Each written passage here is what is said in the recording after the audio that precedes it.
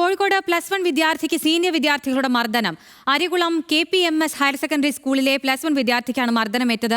സംഭവത്തിൽ വിദ്യാർത്ഥിയുടെ നെഞ്ചിനും കഴുത്തിനും മുഖത്തും തലയ്ക്കും പരിക്കേറ്റിട്ടുണ്ട്.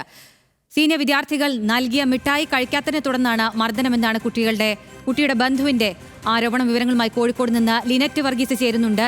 ലിനറ്റ്, ഇത് റാഗിംഗ് തന്നെ ആണ്, കാരണം സീനിയർ വിദ്യാർത്ഥികളാണ്. ആ പേരിൽ തന്നെ ആയിരിക്കും ഇനി കേസെടുക്കുക. എന്തൊക്കെയാണ് വിശദാംശങ്ങൾ?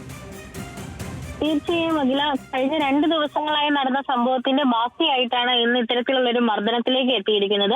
കഴിഞ്ഞ 2 ദിവസങ്ങളായി സീനിയർ വിദ്യാർത്ഥികൾ ഈ ഒരു കുട്ടിക്ക് മിഠായി കഴിക്കാൻ നൽകിയിരുന്നു.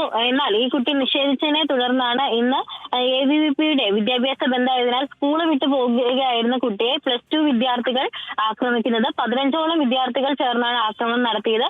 സംഭവത്തിൽ വിദ്യാർത്ഥിയുടെ നെഞ്ചിനും കഴുത്തിനും മുഖത്തും തലയ്ക്കും പരിക്കേറ്റിട്ടുണ്ട്. കുട്ടിയുടെ വാ തുറക്കാൻ പറ്റാത്ത സ്ഥിതിയിലാണെന്നാണ് ബന്ധുക്കൾ പറയുന്നത്. ഇതേ തുടർന്ന് കുട്ടിയുടെ ബന്ധുക്കൾ കൊയിലാണ്ടി പോലീസിൽ പരാതി നൽകിയിട്ടുണ്ട്.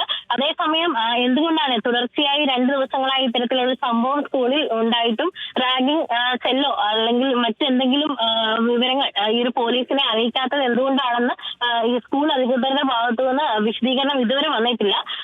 പ്രിൻസിപ്പലിനെ ബന്ധപ്പെടാൻ ശ്രമിച്ചപ്പോൾ അദ്ദേഹത്തെ ബന്ധപ്പെടാൻ പറ്റുന്നില്ലായിരുന്നു. അതുകൊണ്ട് തന്നെ പോലീസും ഇപ്പോൾ ഇതിൽ അന്വേഷണം നടത്തുകയാണ്. അഖില, ലിനറ്റ് വർഗീസാണ് വിവരങ്ങൾ നൽകിയത്.